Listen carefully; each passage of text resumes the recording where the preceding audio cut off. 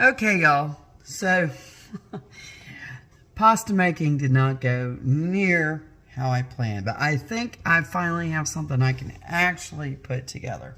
And my camera didn't work the way I wanted it to either. So I'm back to my phone, which is probably going to be strange for how I have it. But I'm going to do something real quick. Okay, here are my fresh pasta noodles. Now, my first recipe didn't come out at all, so this is the second one, and no, I didn't dry it. As I said, I'm a complete and total novice. But I do believe I'll be able to assemble my lasagna with this. Look at the cute little noodles. I might not be able to do it all the way. I am going to have to keep practicing with this. I mean, I probably am getting a little bit larger of a dish for the pasta is what I'm saying that I need to do. But I'm doing my first layer of pasta,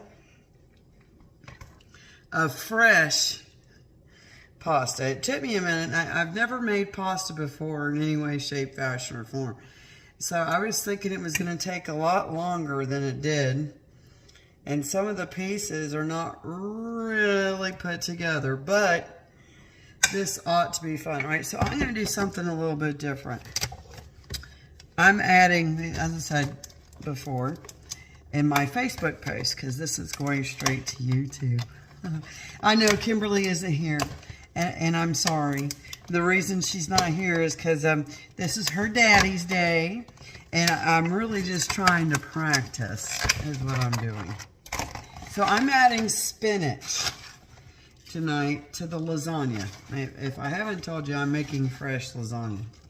I'm adding spinach to it because she doesn't like meat. So I'm trying to think of her, and I'm sure that she would take it, but she doesn't like it. So I'm going to make this without meat. I'm adding a whole lot of cheeses to it right now. Just because I'm going to store it. And that way she can just kind of reheat it, because since it's just the two of us, it's probably going to take a while. All right, so now I got my handy dandy ricotta cheese. If you've not, I don't know if I've been showing you. All of my ingredients are organic. So I've got organic Simple Truth ricotta, I got Parmesan cheese, I've got Green Wise tomato basil sauce, I have Green Wise cheese, Green Wise baby spinach, and then I used all organic eggs and flour for the and organic olive oil for the pasta. All right, so let me see if I can bring this over here so you can see. One of the things I've always had a little bit of trouble with as I've made pasta through the years is spreading ricotta cheese, and I am about to have to need both hands, so I'm going to pause this again. So as I'm putting my lasagna together, I decided to taste the pasta. The only suggestion I would make to myself is more salt. But beyond that, I think it's great.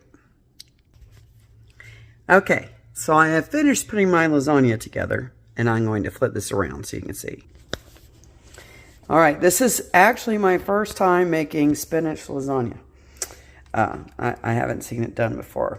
All right, so I do have to say this. I'm actually kind of proud of this, considering the fact that my first batch of pasta looked horrendous, and I got all upset, but I started again. It kind of reminded me of when I was learning how to drive a stick shift, and I kept dying on the hill, and my dad switched it around, and he got in, and then he came into my room a couple hours later and said, "Come on, let's go back out, or you'll never get in it again." And I drive a stick shift to this day. So I'm happy that I stuck with it. Now here's what's left of my fresh pasta. No, I didn't dry it. I think that's the difference. But as I've said, lasagna is the first dish I ever learned how to make. And I didn't learn to make it with meat. I added meat when I was married the first time because he wanted meat, even though he always liked my lasagna. And then, of course, you know, my children love my lasagna. Well, my son does. My daughter, as I said, does not really like meat. Now, she'll eat a little bit, but she's not a big fan of meat. But she does love noodles, cheese, and spinach. So I'm going to cover this with foil. Put it in the oven. See, I got my oven going. And I'll show you when it's over how it looks. So here we are with our finished product. I've let it cool down a lot. Kimberly is still not home yet. She'll be home in about 30 or so minutes. So I'm hoping she's going to like it. But I'm going to go ahead and cut it and have some. Now, I did look this up, and I'm thinking I did something wrong. But just in case, if you're a macro watcher like me, you might only want to do a half a slice, because according to what I saw, this has about 75, 80 carbs per slice. But I may have done something wrong in the recipe adding, simply because, you know, I may have just, I don't do that often. I usually just tap in what I'm doing. But anyway, actually I'm making a lot more than the 9 slices, so it actually may only be about 50 carbs, but even so, you probably need to have some left. Now I want you to see this. Clean. You see that? Clean. You see that? Clean. Here's the thing, y'all.